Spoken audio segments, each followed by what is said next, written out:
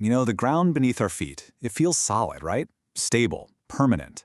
But what if that's all just an illusion? What if the entire 60-mile thick crust of our planet is basically an unstable shell just floating on a sea of molten rock? Well, according to a pretty wild theory by an engineer named Chan Thomas, this isn't just some sci-fi possibility, it's a recurring, predictable cycle. Today, we're opening up the case file on his theory of planetary cataclysm. And no, this isn't from a disaster movie, this is the opening scene of the event as described in Thomas's work. It kicks off with a total reconfiguration of the globe, where the oceans, literally unbound from the land, don't just create tsunamis, they become these supersonic forces of nature, scouring entire continents clean, right down to the bedrock. And here's the part that's truly terrifying.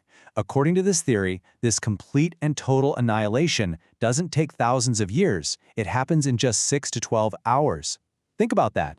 And about the time it takes you to fly from New York to London, the world as we know it could be completely and utterly erased. So, you have to be asking, how could this possibly happen? Well, the theory says we first have to totally rethink the ground we're standing on. So let's get into the first piece of this investigation, the fundamental instability of our planet's structure. Okay, so here's the absolute core of the theory. We're living on a shell. Thomas proposes that just underneath this 60-mile thick crust is a layer of molten rock. Now, normally it acts like a buffer, but under just the right conditions, it becomes the perfect lubricant, allowing the entire crust, continents and all, to just slip and slide around. Our ground isn't an anchor, it's just along for a very, very violent ride.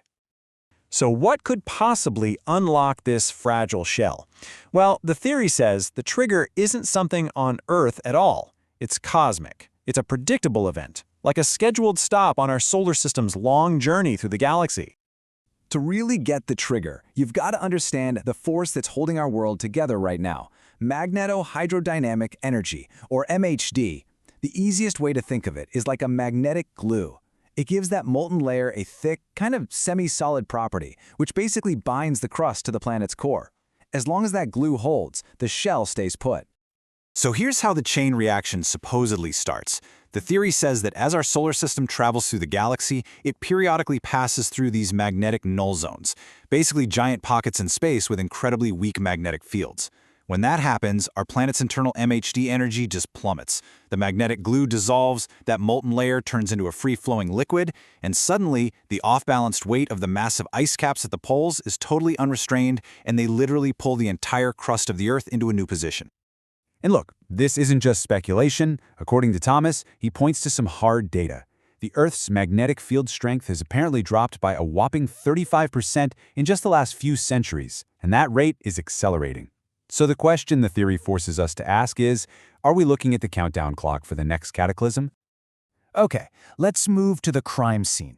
Because if these massive cataclysms have happened before, the planet itself has to hold the evidence, right? There should be forensic proof of past annihilations that just defy any conventional explanation. So, what are we looking for? What kind of clues does a planet-wide catastrophe even leave behind? Well, the theory points to two main types of evidence: paleontological and archaeological. Basically, we're talking about creatures frozen in time and entire cities moved in space. Let's start with the frozen creatures. The theory claims that during one of these events, some regions of the planet are hit with an instantaneous temperature drop of 180 degrees Fahrenheit. We're talking about a shift from a nice temperate climate to a polar deep freeze in a matter of moments. And the prime exhibit for this is the Beresovka mammoth. It was found flash frozen in the muck in Siberia. It literally had undigested buttercups in its mouth. It died mid-meal. Its bones were shattered by some kind of incredible force. But the real smoking gun here is its preservation. Frozen food engineers actually studied it and concluded that to keep its cells from bursting, this multi-ton animal had to be frozen solid in under 4 hours. There's just no known natural process that can do that. It's presented as Exhibit A for an instant catastrophic freeze. Now for the archaeological proof, which really speaks to the sheer scale of this upheaval. The ancient city of Tiahuanaco in Bolivia has ruins of canals that were clearly built for seagoing ships. It was obviously a seaport. But today, those same ruins are sitting at 12,500 feet up in the Andes Mountains. The theory argues this wasn't some slow mountain-building process. This was a single, violent event that lifted an entire section of a continent 2.5 miles straight into the sky.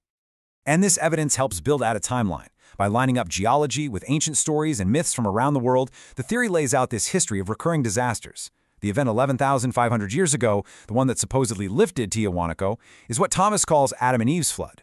He says another one happened 7,000 years ago, which lines up with stories like Noah's. It establishes this terrifying cycle, one that the theory suggests might be coming around again. All right, now we get to what is frankly the most unsettling part of this entire theory. The claim isn't just about rocks and ice and ancient history. It argues that the very same force that destabilizes the planet's crust also destabilizes the human mind. It makes a direct connection between the physical decay of the planet and the moral decay of the people living on it. Yeah, you heard that right. According to this theory, that weakening magnetic field isn't just a geological trigger, it's also a psychoactive agent. It doesn't just break the planet, it corrupts the minds of everyone on it, creating what's called a precursor period of just overwhelming criminality that comes before the physical disaster even hits. And the primary evidence cited for this truly disturbing claim is an experiment from Hahnemann Medical College. As you can see here, mice were put into a simulated low magnetic field to mimic these precursor conditions. Physically, their bodies just began to break down. But behaviorally, the results were horrifying. They turned, and I'm quoting the source here, criminal. They preferred cannibalism, even with plenty of normal food, and engaged in constant, forcible rape.